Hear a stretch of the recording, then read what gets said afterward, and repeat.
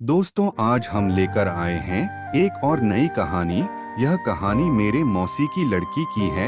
यह बहुत ही मजेदार रस भरी कहानी है। पूरी कहानी देखने के लिए वीडियो को लाइक करें, चैनल को सब्सक्राइब करें और नोटिफिकेशन बेल को दबाना ना भूलें।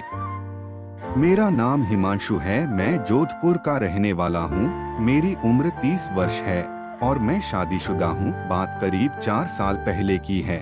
मैं एक बड़ी कंपनी में काम करता था। काम के सिलसिले से मुझे कई शहरों में जाना पड़ता था। मैं अक्सर आगरा भी जाया करता था।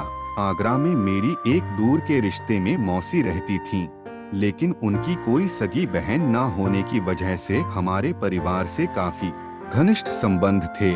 उनके लड़की और एक लड़का था। लड़की का नाम तान्या है। वो अभी पोस्ट ग्रेजुएशन कर रही है। मैं आगरा जाता तो मैं मौसी के यहाँ रुक जाता था। सभी लोग काफी खुले विचारों के थे। मैं और मौसा एक साथ कभी कभी ड्रिंक भी किया करते थे।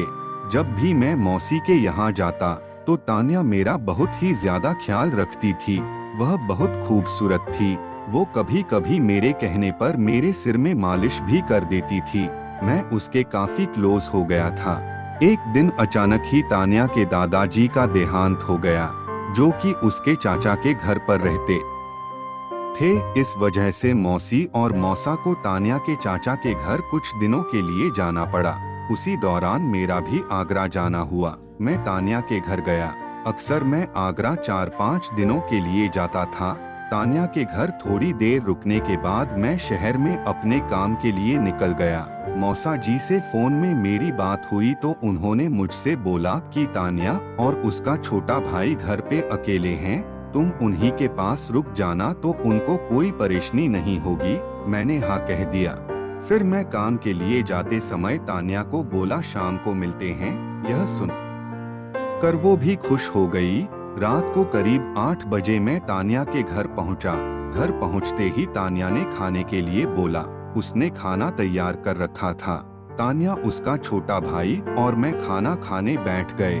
खाना खाने के बाद हम टीवी देखने लगे। थोड़ी देर बाद तान्या ने बोला, भैया आज मुझे लैपटॉप में आप अपनी शादी की फोटो दिखाओ। सर्दी के दिन थे तो हम दोनों रजाई के अंदर अपने पैरों को डाल रखे थे। मैंने लैपटॉप निकाला और उसको दे दिया। वो फोटो देखने लगी है। तान्या रजाई के अंदर मेरे पास बैठ गई। तान्या मुझसे फोटो देखकर पूछती कि ये कौन है? वो कौन है? मैं उसको बताने लगा।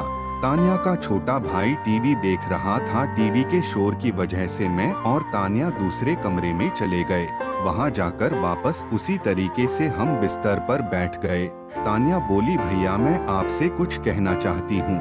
लेकिन तान्या कुछ कहती उसके पहले ही तान्या के छोटे भाई के कमरे से टीवी की आवाज ज्यादा आ रही थी तो तान्या रुक गई।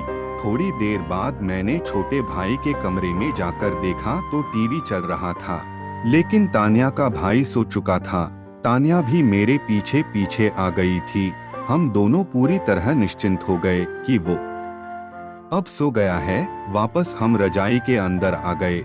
फिर मैंने तान्या से कहा, बोलो तुम क्या कहना चाहती थी? तान्या ने कहा कि भैया मैं दिल्ली जाकर मेडिकल की पढ़ाई करना चाहती हूँ, लेकिन मेरे तमाम कोशिशों के बाद भी मम्मी पापा भेजने को नहीं तैयार। भैया आपकी बात मम्मी पापा काफी ज्यादा मानते। अगर आप मेरे फेवर में बात करेंगे तो वह जरूर मान जाएंगे। आपकी इस कोशिश से मेरा डॉक्टर बनने का सपना पूरा हो सकता है।